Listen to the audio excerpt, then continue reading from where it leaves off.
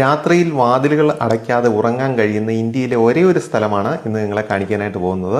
പട്ടിയും പാമ്പും ഇല്ലാത്ത നാട്, പത്രവും സിനിമാ തിയേറ്ററും ഇല്ലാത്ത നാട്, മദ്യവും കൊലപാതകങ്ങളും ഇല്ലാത്ത നാട്. അങ്ങനെ ഒരു നാട്ടിലേക്കാണ് നമ്മൾ ഇന്ന് യാത്ര പോകുന്നത്. ഹായ് ഫ്രണ്ട്സ്, ഞാൻ ഫൈസൽ. നമ്മളിന്ന് പോകുന്നത് ലക്ഷദ്വീപിലേക്കാണ്. കണ്ടില്ലേ, എവിടെ നോക്കിയാലും തെങ്ങാണ്. ആയിരക്കണക്കിന് പതിനായിരക്കണക്കിന് തെങ്ങുകൾ നിൽക്കുകയാണ്. ലക്ഷദ്വീപിൽ ഏറ്റവും കൂടുതലുള്ളത് തെങ്ങും അതുപോലെ മീനുമാണ്. കടലിൽ ഇഷ്ടം പോലെ മീനുമുണ്ട്, അതുപോലെ കരയ്ക്ക് ഇഷ്ടം പോലെ തെങ്ങുമുണ്ട്. ബാക്കിയുള്ള എല്ലാ സാധനങ്ങളും നമ്മൾ നാട്ടിൽ നിന്നും ഇങ്ങോട്ട് കൊണ്ടുവരണം. ഇതാണ് കടലിൻ്റെ കാഴ്ച.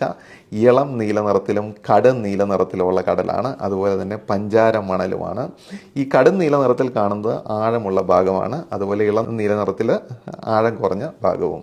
അതുപോലെ തന്നെ ഇവിടേക്ക് ഇരിക്കാനായിട്ടുള്ള നല്ല രസമാണ്. കാരണം പഞ്ചാര മണലാണ്. നമ്മൾ മാലദ്വീപ്സിലും ബാലിയിലും ഒക്കെ കാണുന്ന അതേ ഒരു ആംബിയൻസ് തന്നെയാണ് ഇവിടെ ലക്ഷദ്വീപിലെ കടലിനുള്ളത്. പിന്നെ ഈ ലക്ഷദ്വീപിനെ കുറിച്ച് പറയുകയാണെങ്കിൽ 36 ദ്വീപുകളുടെ ഒരു കൂട്ടമാണ് ഈ ഒരു ലക്ഷദ്വീപ് എന്ന് പറയുന്നത്. അതിൽ തന്നെ ജനവാസമുള്ളത് 10 ദ്വീപുകളിലാണ്. അതിലൊരു ദ്വീപായ അഗത്തി ദ്വീപിലാണ് നമ്മളിപ്പോൾ ഉള്ളത്. ഏകദേശം 6 കിലോമീറ്റർ നീളവും 1 കിലോമീറ്റർ വീതിയുമാണ് ഈ ഒരു അഗത്തി ദ്വീപിനുള്ളത്.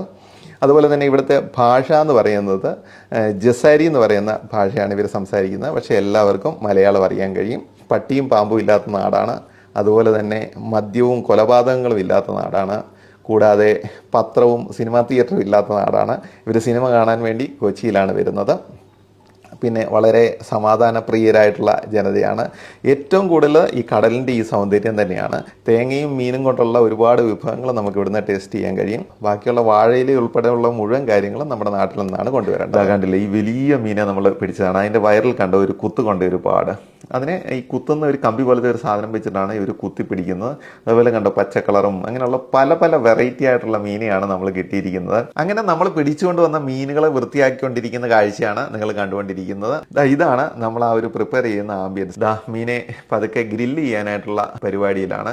അതുപോലെ നമ്മുടെ ഫിഷ് എല്ലാം ഏകദേശം റെഡി ആയിട്ടുണ്ട്. അതിനുശേഷം നമ്മൾ ഇവിടുത്തെ ടേബിൾ എല്ലാം കൂടിയിട്ട് എല്ലാവരും ഒന്ന് വട്ടത്തിലിരുന്ന് സെറ്റ് ആയതിനു ശേഷമാണ് നമ്മളിത് കഴിക്കാനായിട്ട് തുടങ്ങിയത്.